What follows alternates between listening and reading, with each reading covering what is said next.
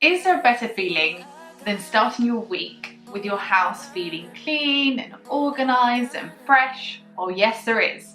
And that's starting your year with your house feeling clean and organised and fresh. Now, in recent times, many of us have had to spend an awful lot of time at home.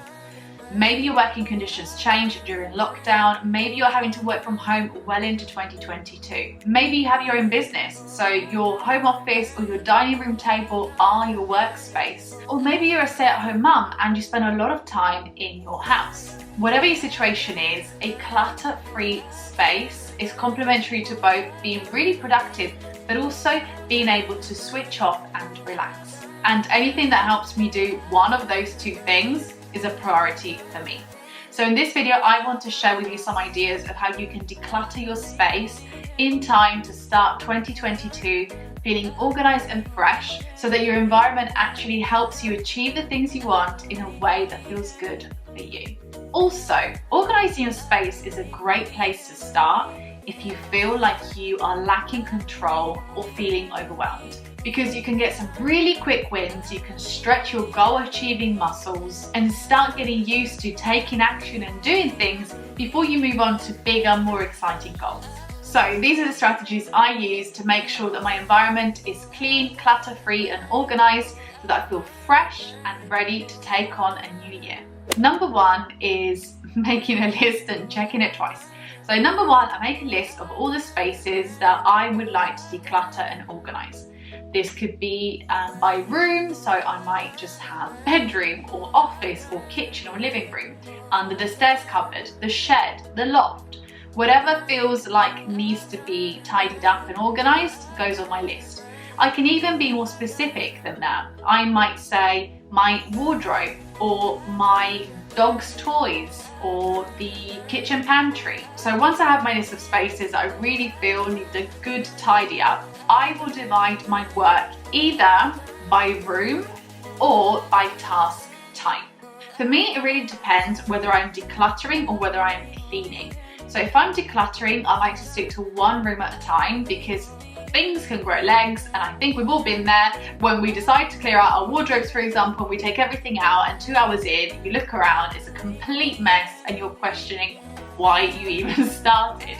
So if I'm decluttering and organizing, I will do it room by room. If I am kind of more cleaning, kind of organizing and cleaning, I may do it task by task, whatever works for you, as long as you get it done. Something else I do is that unless I'm completing the task that same day, I will schedule it in. So for example, if I'm busy and I only have a couple of hours per day to dedicate to this project, I might divide my rooms up into different days, and I will schedule in the days of when I'm doing which room. This helps me stay accountable and it helps me manage my time accordingly. What I also like to do is to prep everything that I will need in order to complete the task. An example of this is I recently did my wardrobe, and before I actually started clearing up my wardrobe, I went online, I did some research and I found some storage boxes. So I had a look beforehand to see what I would need to make sure that once I decluttered my wardrobe, what was left could stay nice and organized. And what I wanted was some storage boxes that I could put under my bed to store my summer clothes, so that I didn't have to keep them inside my wardrobe because it's quite small. So I went on Amazon, got myself some storage boxes, they arrived, and then on the day when I was actually decluttering the wardrobe, not only I could get rid of anything I didn't need, that I wanted to either give to charity or that needed to go in the bin or that I want to sell online, but I also had the storage boxes ready so that I could put everything away that didn't need to be in my wardrobe and store it under the bed. So that's just an example of me thinking ahead and planning ahead, so that on the day, the task was easier for me to complete. So you kind of want to have a think about what is it that I'm going to be decluttering, cleaning, organizing, and what will I need in order to complete that task, so that you don't have to delay finishing things off. There's nothing worse starting a project and having to stop halfway through because you don't have what you need. The next thing I do, and I recommend to you, is to actually make it fun. Unfortunately, I am not one of those people that really enjoys cleaning or really enjoys tidying up For me, it's more of a chore, it's more of something I want to get done so that I get the final result of having a nice, organized and clutter-free house. But the actual process of it doesn't fill me with excitement. So for me to want to do it, I have to find ways to make it more enjoyable. These are things like I will listen to an audiobook or to my favorite playlist. I will light a candle. I will make myself my favorite drink, whether that's a hot chocolate or maybe a glass of wine, and just make the whole experience a bit more enjoyable. And I guess that's what it's all about. Make it an experience. Make it something that you actually can have fun doing, rather than this chore that is looming over you and that you really have to make yourself do.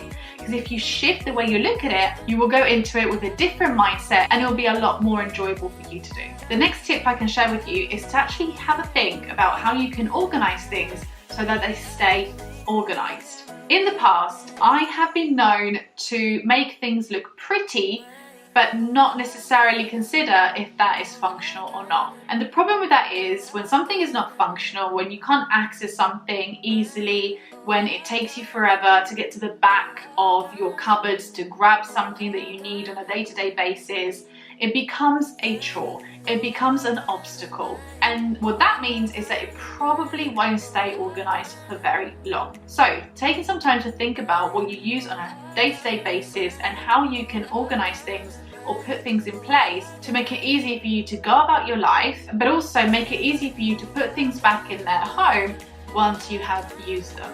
So examples of these might be, I have a little basket next to the door so that I always put my keys in there, my sunglasses, my headphones, my dog's poo bags. I have a basket where we put all the remotes. I have a drawer where I put all of the wires and chargers and electrical bits and bobs that I use for work.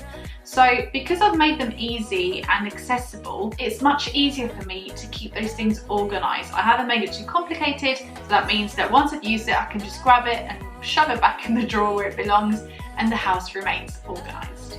And my last tip, and this may be a little bit superficial to some, but definitely not to me, is to actually make your space feel and smell nice. Making a little bit of effort to make your environment smell nice can have a huge impact on your mood. Have you ever smelled someone's perfume whilst you were walking down the street and it reminded you of your grandma? Or maybe you smell suntan lotion and it reminds you of your holiday, or you smell sambuca and it reminds you of drinking too much. The point I'm trying to make is that your sense of smell is an extremely powerful one. And so don't underestimate how making your environment smell nice and fresh and clean and welcoming can influence the way that you feel. You can also elevate the way that a room feels by adding little touches like candles, like cushions, like plants.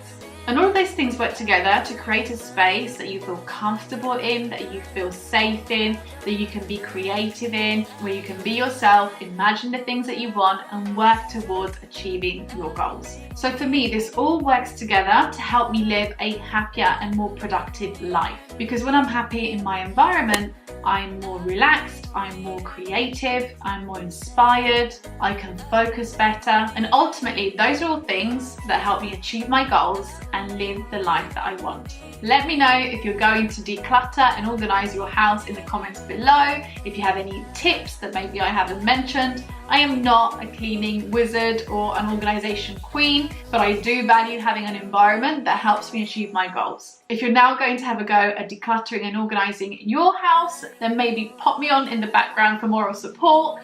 Have fun, and I hope to see you in the next video. Bye guys.